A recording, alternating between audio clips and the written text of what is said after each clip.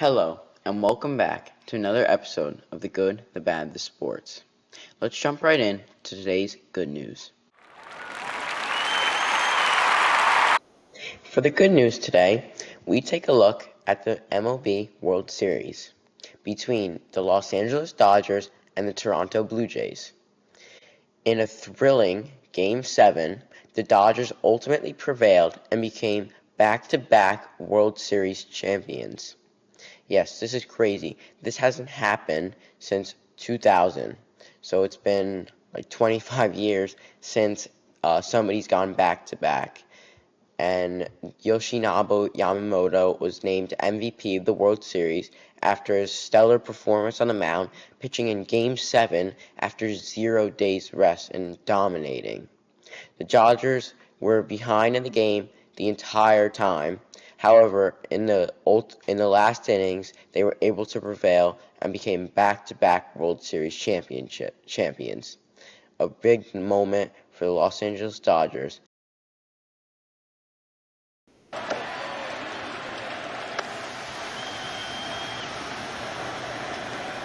Here's the 0-2 pitch. Kirk bounces one up the middle. That's to the back. Over to first to beat the champ. You gotta knock him out. The Dodgers stand. Now, let's move on to today's bad news. For the bad news today, we take a look at the NFL.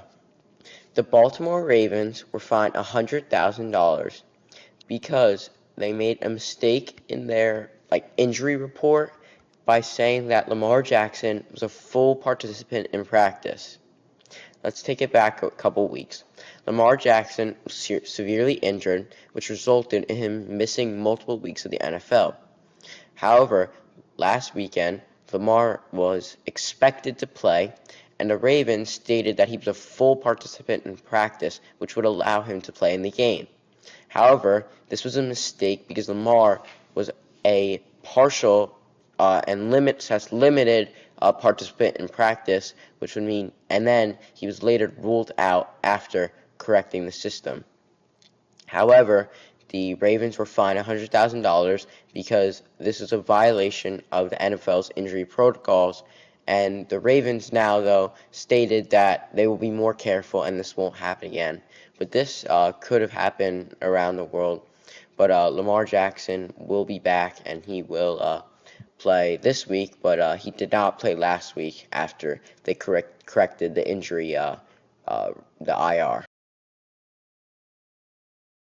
For the Baltimore Ravens, fresh off a big win in Miami, the NFL has fined the team $100,000 for how they handled Lamar Jackson's recent injury.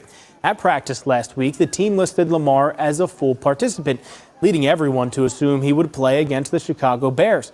But Jackson was inactive for the game. In a statement, the team says it clearly made an error regarding player injury reporting. It will not appeal the ruling. For the big sports topic today, we have a special topic, and we take a look at Halloween costumes. Yes, Halloween costumes. On Friday, October 31st, it was Halloween, as you all know, and many of the players dressed up, and a lot of people dress up in professional athletes. And surprisingly, if not the most popular costume was Jackson Dart, and it was even worn by Eli Manning's son. This is an interesting one, as there's so many different athletes, but this just shows that Jackson Dart is becoming like a rising star and becoming very popular amongst the fans of not just the NFL, but just all fans in general. But yeah, that was an interesting thing that I thought I would share.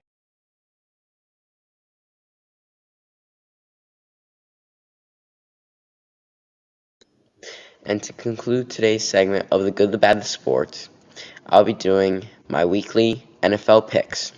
And we're currently in week 9 of the NFL. Let's jump right in. First, we have Niners-Giants.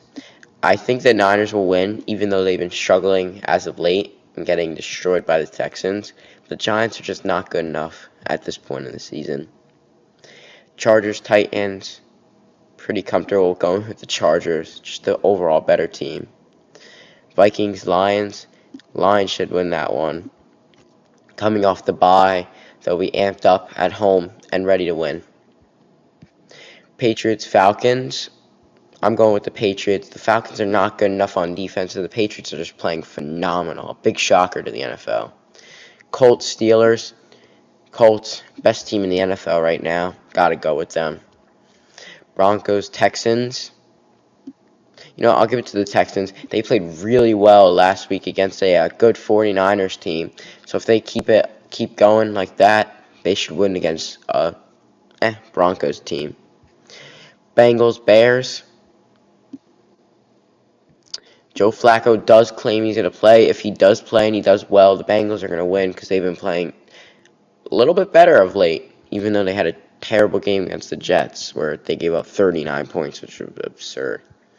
Packers, Panthers. I'm going to go with the Packers. I think they are a little bit better than the Panthers, although the Panthers have shocked me and surprised me this year. Saints, Rams. Puka Nacua is back. Let's see if he's a full participant in the game. Jags, Raiders.